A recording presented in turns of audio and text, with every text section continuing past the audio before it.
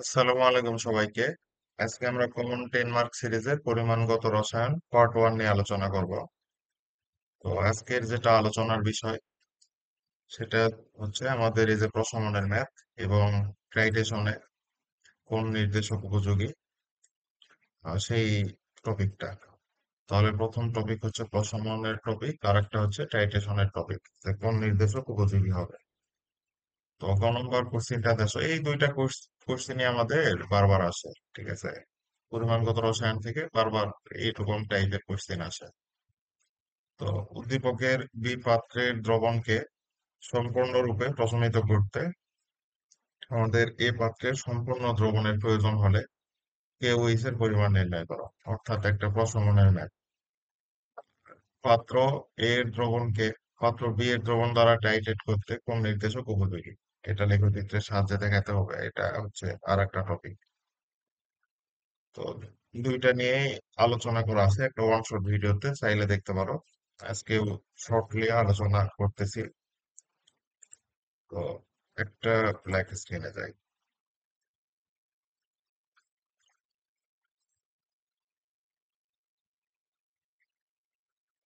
আচ্ছা, আমাদের প্রশমনের ম্যাথ, প্রশমন বিক্রিয়া তো জানো নাকি?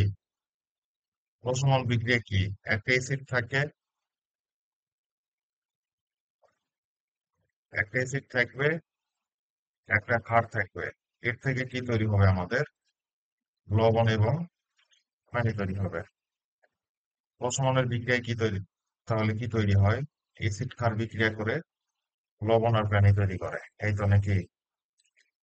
তো প্রশমনের যত ম্যাথ আছে, সব ম্যাথে সূত্র একটা আছে, সেটা হচ্ছে X V A M A equal Y V B M B. এটা হচ্ছে প্রশমনের সূত্র। এক সূত্র দিয়ে সব ম্যাথ প্রশমনের কমপ্লিট করতে পারবা। তো এটার কনসেপ্ট কি, যে একটা পাত্র যদি একটা এসিড থাকে, সেটার আয়তন ধরে নাও ভি এ, ঘনমাত্রা হচ্ছে এম এ, এতে এসিড বোঝাচ্ছে। আর একটা পাত্র আছে, সেখানে একটা ক্ষার আছে বেস, সেটার আয়তন ধরে নাও ভিবি, ঘনমাত্রা হচ্ছে এমবি। আর এক্স কি? এক্স হচ্ছে যে অ্যাসিড ইউজ করতেছি, সেই অ্যাসিডের ক্ষারকত্ব। তাহলে যে অ্যাসিড ইউজ করতেছি, সেই অ্যাসিডের কি? ক্ষারকত্ব। তো ক্ষারকত্ব কোনটার কত? এটা তোমাদের রাসায়নিক পরিবর্তন চ্যাপ্টারে করে আসার কথা। যেমন H2SO4 এর ক্ষেত্রে ক্ষারকত্ব হচ্ছে 2, HCl এর ক্ষেত্রে ক্ষারকত্ব হচ্ছে 1, ঠিক আছে? তারপর H2CO3 এর ক্ষেত্রে ক্ষারকত্ব 2, এগুলা করে আসার কথা। আর ওয়াই কি? ওয়াই হচ্ছে যে ক্ষার ইউজ করব, সেই ক্ষারের অম্লত্ব। যে ক্ষার ইউজ করব সেই ক্ষারের কি অম্লত্ব। যেমন NaOH, এটার ক্ষেত্রে হয় 1। তারপর Na2CO3, এটার ক্ষেত্রে হয় হচ্ছে 2। তারপর MgOH2, এটার ক্ষেত্রে হয় 2, এরকম আর কি। তো এটা হচ্ছে আমাদের সেই প্রশমনের টপিক। প্রশমনের সকল ম্যাথ এই তাহলে এই সূত্রতে সলভ করে ফেলতে পারবা। তোমাদের যে কোনো একটা আননোন জানা কোন থাকবে, সেই আননোনটা বের করতে হবে। এবং আচ্ছা, কোন নাম্বারটা তাহলে আগে সলভ করে দিই। উদ্দীপকের বি পাত্রের দ্রবণকে সম্পূর্ণ প্রশমিত করতে এ পাত্রের সম্পূর্ণ দ্রবণের প্রয়োজনীয় হলে দ্রবীভূত কেওএইচ এর পরিমাণ নির্ণয় করো। তাহলে কেওএইচ যেটা আছে, কেওএইচ এর পরিমাণ বের করতে হবে, অর্থাৎ ডাব্লিউ বের করতে হবে। কিভাবে করবা? এই যে যেহেতু প্রশমিত বলছে, একটা প্রশমনের ম্যাথ, সূত্র আগে লিখে ফেলবা, যে এক্স ভি এ, আচ্ছা ফার্স্টে লিখি, সূত্র আগে লিখবা কি? ক number, X V A M A equal Y V B M B. এরপরে দেখো, আমাদের এই বি পাত্রে ডাব্লু বের করতে হবে। তো ডাব্লু আগে তো ডিরেক্ট বের করতে পারবো না, আগে আমাদের ঘনমাত্রাটা বের করে নিতে হবে।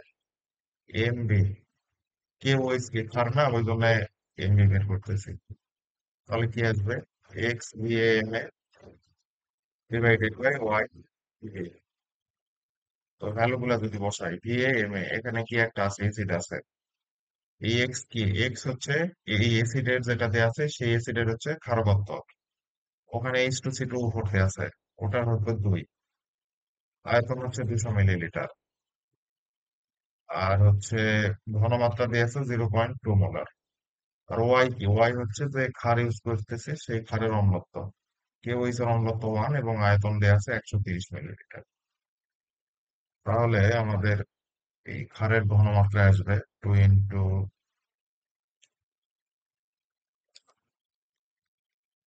10⁻130, আমাদের আসতেছে 0.615। তো এটা আমরা জানলাম ঘনমাত্রা ক্ষারের। এখন ঘনমাত্রা থেকে আমাদের ডাব্লিউ বের করার একটা সূত্র আছে, অর্থাৎ ভর বের করার বা পরিমাণ বের করার সূত্র আছে, W = SVM/1000। এটা ক্লাস 9-10-এ করার কথা। এস এর ভ্যালু কত, আমরা এস মানে যে ঘনমাত্রাটা বোঝাচ্ছে 0.615। ভি আমাদের 130 মিলিলিটার। এরপর এম, KOH এর ভর কত, পটাশিয়ামের 39, অক্সিজেনের 16, হাইড্রোজেনের 1, ÷ 1000 করলে আমাদের আসে 0.615 30,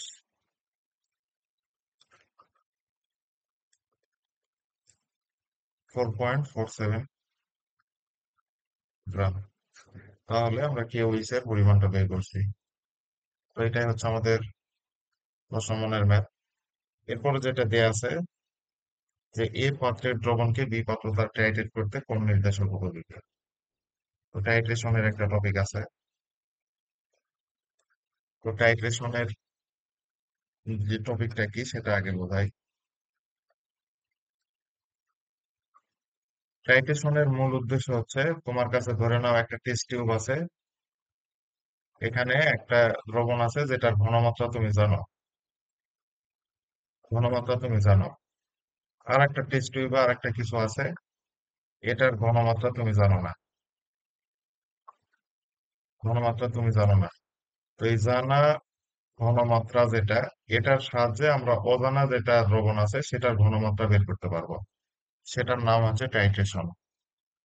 তাহলে যেটার ঘনমাত্রা জানি সেটা ইউজ করে যেটার ঘনমাত্রা জানি না সেই দ্রবণের ঘনমাত্রা বের করতে পারবো, সেটার নাম হচ্ছে কি, টাইট্রেশন। তো আমাদের এসিড ক্ষার এর ঘনমাত্রা বের করতে গেলে আমাদের এই টাইট্রেশন ইউজ করা হয়।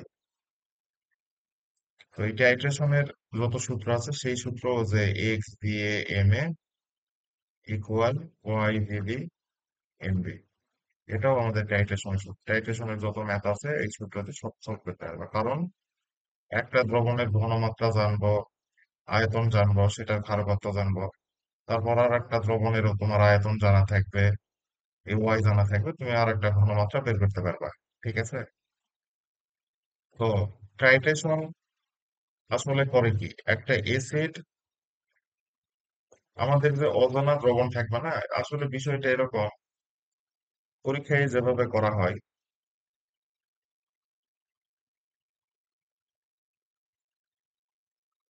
আচ্ছা, চিত্রটা একটু ভালো করে আঁকাই। আমাদের এরকম একটা টিউব থাকে, ঠিক আছে? এই টিউবে আমাদের একটা অজানা দ্রবণ থাকে। কি থাকে? অজানা দ্রবণ।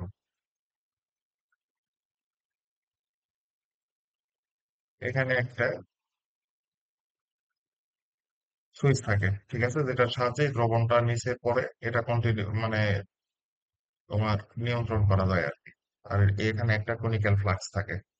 এই কনিক্যাল ফ্লাক্সে একটা জানা দ্রবণ থাকে।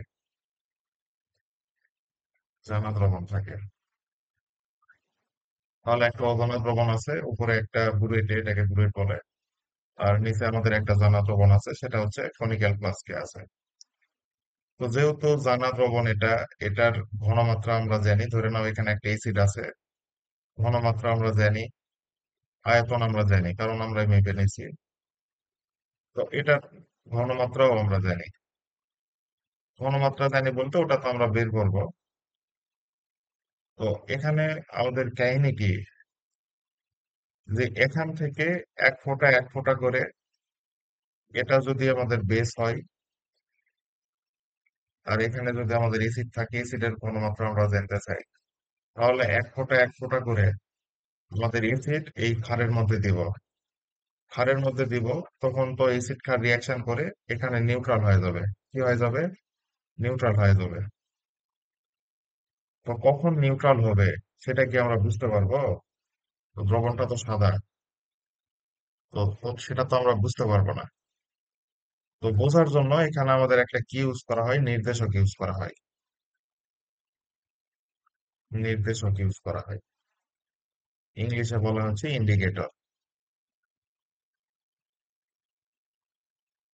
তো এখানে আমরা এমন একটা ইন্ডিকেটর বা নির্দেশক ইউজ করব, মনে করো বিক্রিয়াটা এই মুহূর্তে শেষ, অর্থাৎ এসিড ক্ষার সব বিক্রিয়া করে নিউট্রাল হয়ে গেছে।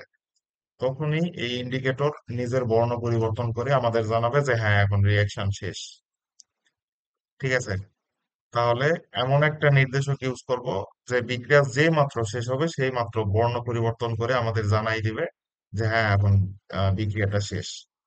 তো নির্দেশক বিভিন্ন ধরনের আছে, যেমন মিথাইল অরেঞ্জ, মিথাইল রেড, ঠিক আছে, ফেনলফথ্যালিন, তো বিভিন্ন কিছু আছে। এগুলা নির্দেশক ইউজ করা হয়, বেশি না, দুই এক ফোঁটা। তো এখন এটা ক্যালকুলেট কিভাবে করে, যে আমরা এই যে বেস ইউজ করছি, আচ্ছা, এখানে বেস এসিড লেখা আছে,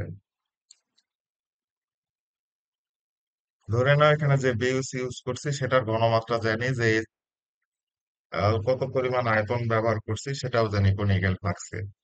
তারপরে যে ক্ষারটা, এই যে এসিডটা এই বুলেট থেকে নিচে পড়তেছে, কত পরিমাণ পড়তেছে সেটার আয়তন আমাদের জানা থাকবে, অর্থাৎ এই এসিডের আয়তন আমাদের জানা থাকবে। তখন আমরা এই যে X V M A, Y V V M B, এই সূত্রতে দিয়ে এম এ বের করবো, অর্থাৎ তো যে এসিডের ঘনমাত্রাটা জানি না সেটা আমরা বের করতে পারবো। এটাই হচ্ছে আমাদের টাইট্রেশন। তো এখন আমাদের পরীক্ষায় বলবে যে কোন নির্দেশক ইউজ করব। তো এখানে তো দেখলাম যে নির্দেশকের কাজ কি। নির্দেশকের কাজ হচ্ছে বর্ণ পরিবর্তন করে যে এসিড ক্ষার টাইট্রেশনটা শেষ, অর্থাৎ সব এসিড এবং ক্ষার বিক্রিয়া করে প্রশমিত হয়ে গেছে, এখন আমাদের ইন্ডিকেট করে দিবে হ্যাঁ, রিয়াকশন এখন শেষ। এটাই তো ইন্ডিকেটরের কাজ। তাহলে ইন্ডিকেটরের কাজ কি আমি লিখে দিই এখানে। ইন্ডিকেটরের কাজ কি? প্রশমন বিক্রিয়া শনাক্ত করবে।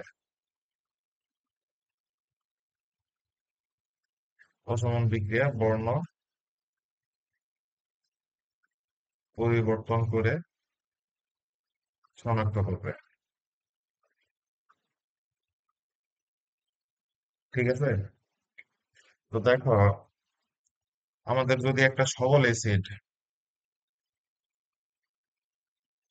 অ্যাসিড এবং একটা দুর্বল ক্ষারের বিক্রিয়া হয়, একটা সবল অ্যাসিড এবং একটা দুর্বল ক্ষারের যদি বিক্রিয়া হয়, সেক্ষেত্রে আমাদের কি ঘটবে? সবল অ্যাসিড ধরে নাও HCl,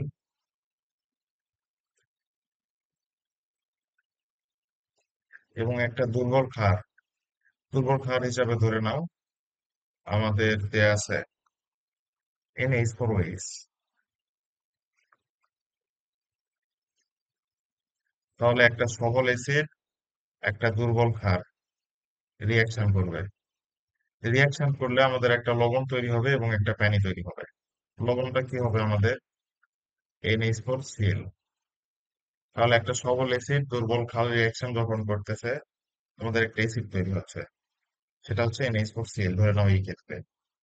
তো যেহেতু আমাদের অ্যাসিডটা সবল, আমাদের অ্যাসিড কি সবল, তাহলে আমাদের যে লবণ তৈরি হবে, এটা যদিও নিরপেক্ষ, তবুও এই লবণের মধ্যে আমাদের কিছুটা এই অ্যাসিড ধর্মী হবে। কারণ আমাদের যেখান থেকে তৈরি হচ্ছে সেই অ্যাসিডটা হচ্ছে সবল, অ্যাসিড ধর্মী কিছুটা হবে। তাহলে যখন বিক্রিয়া, এই যে এখানে যখন বিক্রিয়াটা হলো, এই যে টাইট্রেশনের বিক্রিয়াটা হলো, এই দ্রবণটা শেষে যে নিউট্রালি হবে, কিন্তু কিছুটা অম্লধর্মী হবে। ঠিক আছে? তো যেহেতু আমাদের এই শেষে যে দ্রবণটা তৈরি হবে সেটা কিছুটা অম্লধর্মী হবে, তখন আমরা এমন একটা ইন্ডিকেটর ইউজ করব, ইন্ডিকেটর। অম্লধর্মী মানে কি? অম্লধর্মী এই যে কোনো দ্রবণের পিএইচ কেমন হয়? পিএইচ হয় ধরে নাও 7-এর কম, 3.4 থেকে 4.5 এরকম রেঞ্জের হয়। অ্যাসিড ধর্মী যদি হয়, তাহলে আমরা এমন একটা ইন্ডিকেটর ইউজ করব যেটা বর্ণ পরিবর্তন করবে পিএইচ রেঞ্জ এই 3 থেকে 4-এর মধ্যে। আবার বলতেছি, যেহেতু আমাদের বিক্রিয়া শেষে যে নিরপেক্ষ দ্রবণটা তৈরি হবে সেটা হচ্ছে আমাদের কি এসিড ধর্মী, আর এসিড ধর্মী মানে ওই দ্রবণের পিএইচ তখন 3 থেকে 4-এর মধ্যে থাকবে।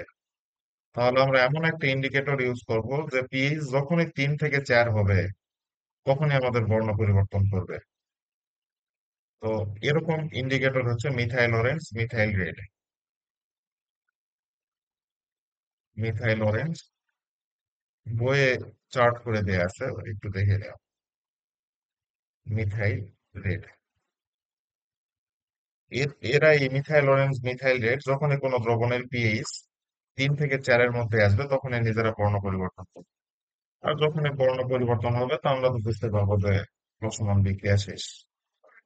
ঠিক আছে, তাহলে সবল অ্যাসিড, দুর্বল ক্ষারের আহ প্রশমন বিক্রিয়ায় আমরা কোন নির্দেশক ব্যবহার করব? মিথাইল অরেঞ্জ বা মিথাইল রেড। এরপর যদি এরকম হয় যে দুর্বল অ্যাসিড, সবল ক্ষার, দুর্বল অ্যাসিড সবল ক্ষার হতে পারে কিনা? সবল ক্ষার আমাদের কি কি আছে? NaOH আছে। আর দুর্বল অ্যাসিড হিসাবে ধরে নাও CH3, COOH আছে। তো এদের রিয়াকশন আমাদের কি তৈরি হবে?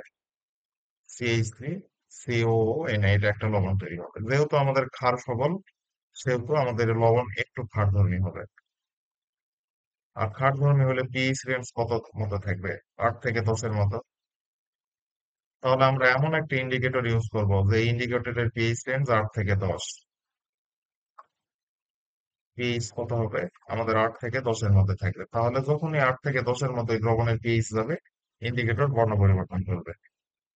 যদি পিএইচ 3-4-এর মতো থাকে তাহলে কিন্তু ইন্ডিকেটর বর্ণ পরিবর্তন করবে না, কারণ এর বর্ণ পরিবর্তনের পিএইচ রেঞ্জই হচ্ছে 8 থেকে 10। যখনই 8 থেকে 10-এ যাবে ইন্ডিকেটর বর্ণ পরিবর্তন করবে, তখনই আমরা বুঝবো যে বিক্রিয়াটা শেষ।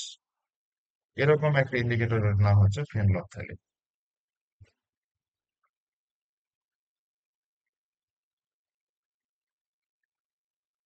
এখন যদি আমরা দুর্বল ক্ষার এবং দুর্বল অ্যাসিড ইউজ করি,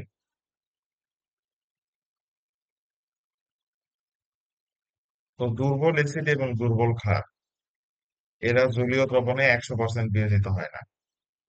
তো সেজন্য প্রশমন বিক্রিয়াই ঠিকভাবে হবে না। সেজন্য ইন্ডিকেটর আমাদের ইউজ করার দরকার নাই। ঠিক আছে, যেহেতু বিক্রিয়াই হচ্ছে না ইন্ডিকেটর তো দরকার নেই। এরপর যদি আমরা সবল অ্যাসিড সবল ক্ষার ইউজ করি,